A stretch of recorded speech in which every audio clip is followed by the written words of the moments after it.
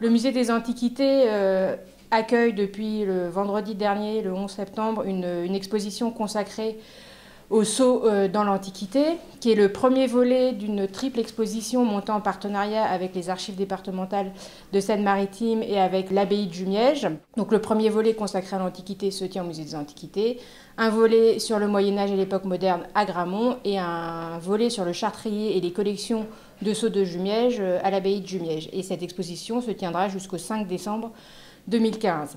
L'intérêt de l'exposition du musée des Antiquités, c'est de justement présenter un volet sur les sceaux dans l'Antiquité, qui est un volet qui est très peu étudié, puisque quand on parle de sceaux, on pense généralement dans la tradition aux sceaux du Moyen-Âge et à l'Occident en particulier.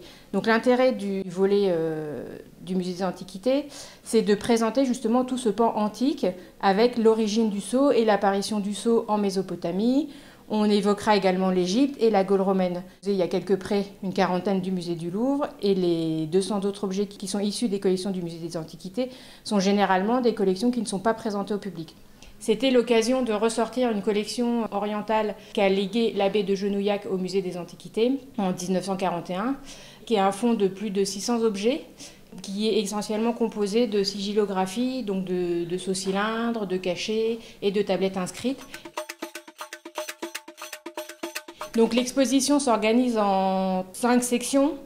Une première section dont l'idée générale est de présenter les formes et les usages du sceau dans l'Antiquité, donc c'est-à-dire aussi bien en Orient qu'en Égypte qu'en Gaule romaine.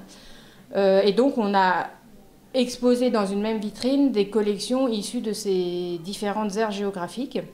La deuxième vitrine est consacrée aux origines du sceau dans l'Antiquité et notamment aux premières formes apparues en Mésopotamie et en Égypte.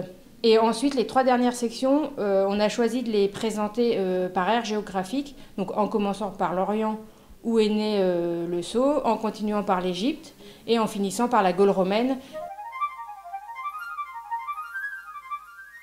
À la suite de la Gaule romaine, il y a une petite section consacrée au Haut Moyen-Âge et à la transition entre le Haut Moyen-Âge et le Moyen-Âge pour ouvrir sur le Moyen-Âge et les époques suivantes qui sont exposées à Gramont. Donc ces cachets zoomorphes représentent une tête de lion, une petite vache ou des rapaces. Là, c'est difficile à tailler et qui sont polis et ça produit des pièces qui sont extrêmement belles, en plus d'être utiles puisqu'elles étaient effectivement utilisées comme cachets. Donc le cachet est la première forme de sceau apparue. Ensuite, il y a le sceau cylindre qui apparaît un peu plus tard également en Mésopotamie, utilisé encore assez longtemps.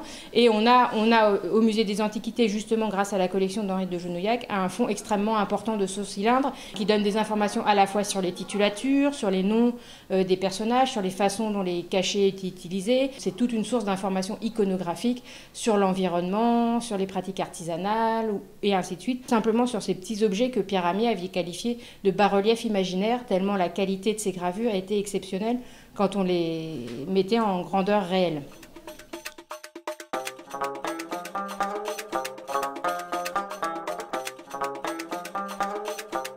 Après le sceau cylindre est apparu dans la continuité des cachets les bacs sigillaires, notamment en Égypte avec la forme la plus emblématique égyptienne, c'est le scarabée monté en bac qui servait de sceau inscrit avec des titres et des noms de particuliers, voire de pharaons.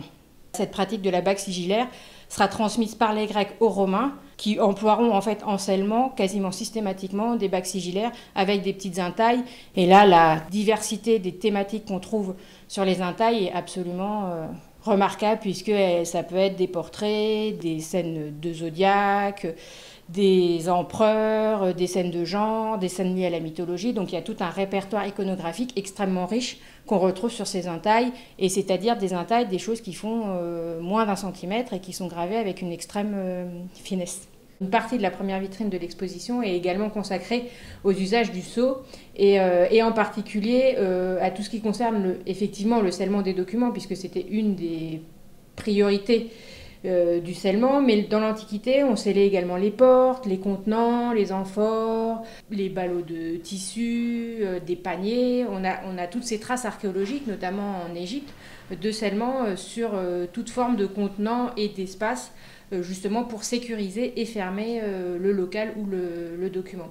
Également, autre élément important, c'est le marquage des céramiques, notamment dans l'Antiquité gallo-romaine, et notamment cette forme de céramique qu'on appelle la céramique sigillée, parce qu'elle portait au fond un sceau, donc ou l'estampille d'un potier ou l'estampille de l'officine qui avait produit la céramique.